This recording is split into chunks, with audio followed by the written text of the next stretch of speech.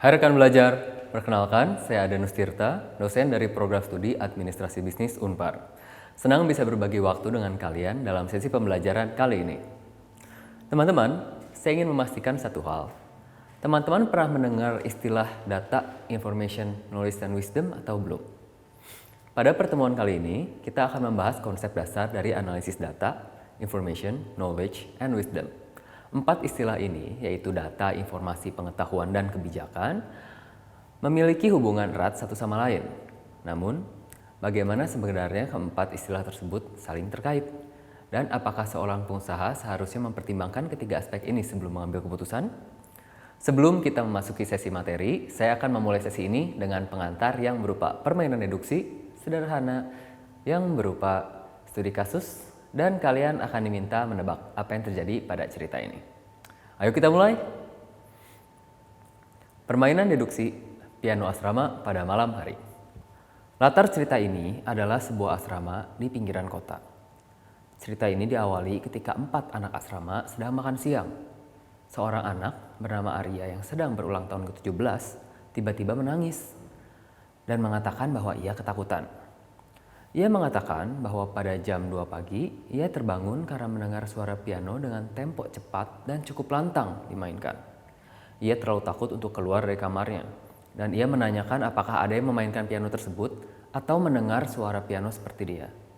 Ketiga anak asrama yang bernama Urka, Tera, dan Pira mengatakan bahwa mereka tidak mendengar suara piano. Mereka semua berkata bahwa walaupun mereka tertidur pulas di kamarnya masing-masing pada saat jam tersebut, mereka yakin mereka akan terbangun jika mendengar suara piano yang lantang dimainkan. Nah, jika Arya memang mendengar suara piano, mengapa anak-anak lain tidak mendengar suara piano? Jika tidak ada suara piano, mengapa Arya mengatakan ia mendengar suara piano? Jika memang ada suara piano, siapa yang memainkannya? Petunjuk terkait asrama.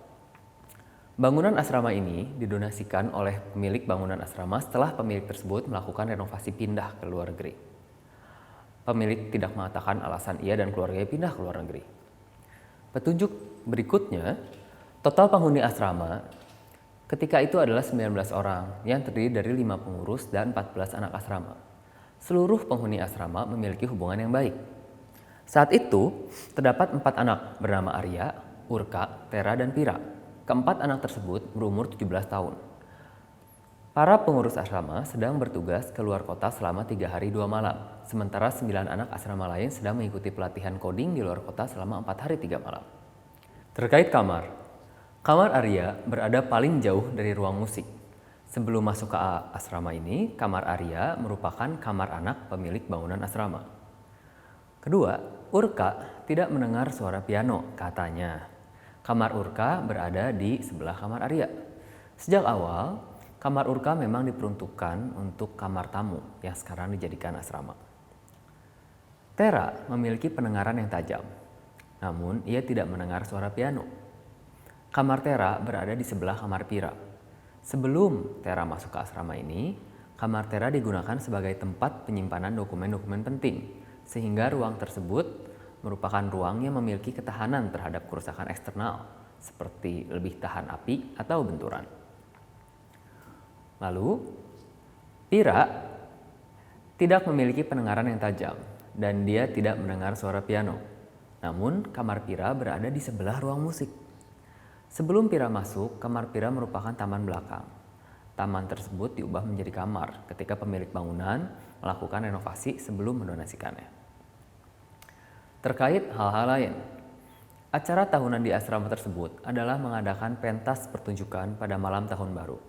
Dari tahun ke tahun, anak-anak di asrama tersebut menolak tampil karena memiliki demam panggung, sehingga anak-anak tersebut biasanya dipaksa oleh para pengurus asrama untuk menghadapi demam panggungnya dengan mengisi acara.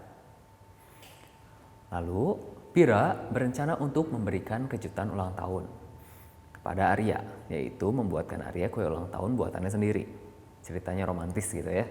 Letak dapur berada di pojok asrama yang posisinya berlawanan arah dari ruang musik.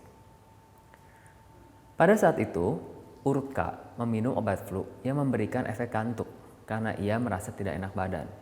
Ia berkata bahwa kemarin malam pun ia meminum obat tersebut sehingga ada kemungkinan ia tertidur pulas. Berikutnya, Tera sangat tidak menyukai kegelapan dan malam hari. Karena malam gelap ya, sehingga ia seringkali tidur paling awal dan juga bangun paling awal.